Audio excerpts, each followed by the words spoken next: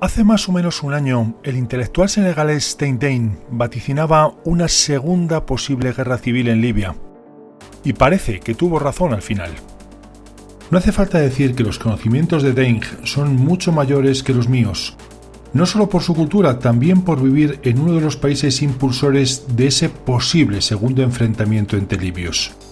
Pese a todo, y pidiendo disculpas de antemano por mi osadía, creo ver una laguna en el análisis del señor Deng. Según su análisis, los países que estuvieron detrás de esa segunda confrontación en Libia que va camino de partir al país por la mitad fueron Estados Unidos y Francia. Ambos países no han reconocido al gobierno de Trípoli, como sí lo ha hecho la ONU, y consideran a la facción implantada en Bengasi como la auténtica representante del pueblo libio. En primer lugar, es justo reconocer la descarada política intervencionista de los distintos gobiernos franceses en muchos países de África. La Legión extranjera francesa ha combatido en casi todos los países donde Francia tiene intereses. Posee unidades en Chad, en Mali, en Djibouti. Decía Gerardo González que no falla. Cada vez que un gobierno quiere sacudirse la tutela de Francia, aparecen bandas armadas, no se sabe bien financiadas por quién, que ponen contra las cuerdas al gobierno díscolo. Un caso tal vez fue Chad, cuyo presidente, Idriss Déby, trató de conseguir más autonomía de París, incluso se opuso a que una ONG francesa se llevara a los niños huérfanos del país. El 23 de diciembre de 2005 se produjo una intervención armada desde Sudán. Por supuesto, allí estaba Francia ofreciendo sus Mirage 2000 para defender al presidente chadiano, pero no sería a cambio de nada. Resulta difícil calcularlo, pero cabe la posibilidad de que Francia sea el país más colonialista de África, especialmente tras concluir la Guerra Fría. Esto es porque, según autores como el diplomático Bujiji Kugunda, mientras existía la confrontación entre los dos bloques, los países africanos eran cortejados por Estados Unidos y por la URSS, además de por sus respectivas ex-metrópolis. Eso es cierto. Incluso miembros de la CIA afirman que Estados Unidos apoyaba a rebeldes como la UNITA de Angola bajo cualquier excusa, solo por fastidiar a la URSS que los había vencido en Vietnam. Pero prosigue Bujiji. Al terminar la Guerra Fría, todas esas atenciones disminuyeron bastante. Tal vez esto ha permitido a Francia tener más peso relativo en África del que tenía cuando existía la URSS. Lo que sí que es cierto es que a París no le importa inmiscuirse en los asuntos de muchos países africanos, incluso haciendo combatir a la mítica Legión extranjera, porque después de todo no son franceses los que caen. Todo esto no se puede negar. Lo que sí se puede matizar es que los Estados Unidos estuvieran muy interesados en partir al país por la mitad. Ciertamente, como dice el analista Pedro Baños, en política internacional piensa mal y te quedarás corto. Pero hechas todas estas salvaguardias, hay que decir que la administración Obama no prestó mucho interés por la guerra civil de Libia. Desde la llegada de Barack Obama se ha producido una progresiva retirada estadounidense de los asuntos europeos, y los problemas de Libia los han considerado un asunto europeo. Tanto es así que durante las misiones aéreas necesarias para terminar con Gaddafi, un aparato de inmenso valor táctico hubiera sido el A-10 Thunderbird, ideal para el apoyo aéreo cercano, el que se realiza cuando los combatientes están muy juntos. Bien, Estados Unidos no hizo intervenir esos aviones en el conflicto. Fue Francia con su Rafale quien realizó esas misiones.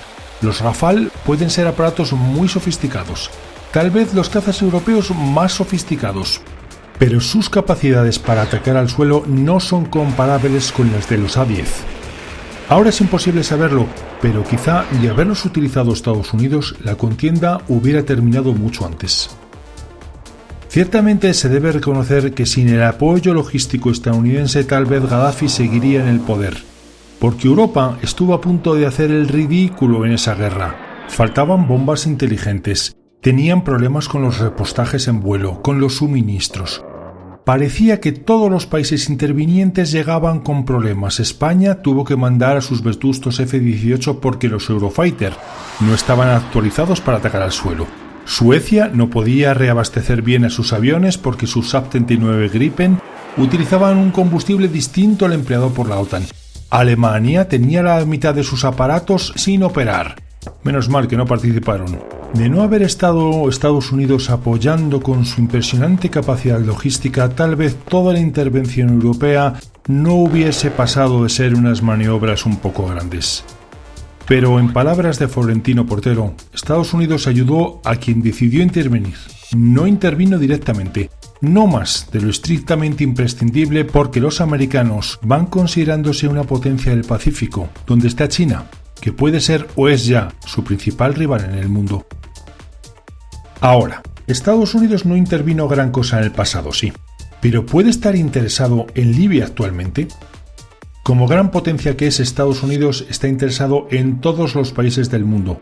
No sé si existirá alguna excepción, citando nuevamente a Pedro Baños. Se ha dicho varias veces la importancia del petróleo libio. Este argumento, esgrimido para todos los conflictos, sean cuales sean sus reservas petrolíferas, parece cobrar menos fuerza que nunca a principios del siglo XXI, porque en ese momento Estados Unidos había logrado casi la independencia energética. Es verdad que liberando de impuestos a la industria del fracking. Es verdad que con un futuro incierto, pero estaba produciendo en su suelo el 95% del petróleo que consumía. Por lo tanto, en ese momento, los muchos o pocos pozos petrolíferos de Libia no le importaban a Estados Unidos ni la cuarta parte de lo que le importaron en su día los de Kuwait. Pero suponiendo que no fuera el petróleo, ¿qué persiguen los estadounidenses tratando de derrocar al gobierno de Trípoli? No niego que el señor Deing tenga razón en sus planteamientos, aunque tal vez se debiera meter otra variable más en la ecuación: ajustar una cuenta pendiente. Estados Unidos mandó a Christopher Stevens como embajador para reconocer y tratar con los nuevos gobernantes libios. En una visita a Bengasi, el 11 de septiembre de 2011, su residencia fue atacada y murió junto a otros 3 estadounidenses, como nos mostró Michael Bain en 13 horas. El gobierno de Trípoli hizo todo lo que pudo para evitar la muerte del embajador y sus hombres en una ciudad que no controlaba. Desconozco la respuesta, pero si no puso los pocos o muchos medios a su alcance para salvar al representante diplomático estadounidense, en el mundo de las relaciones internacionales eso se apunta en un cuaderno como una de las ofensas que algún día serán vengadas. Un detalle como ese, tal vez menor, puede ser lo que decante la balanza para retirarle los apoyos a una facción y entregárselos a otra.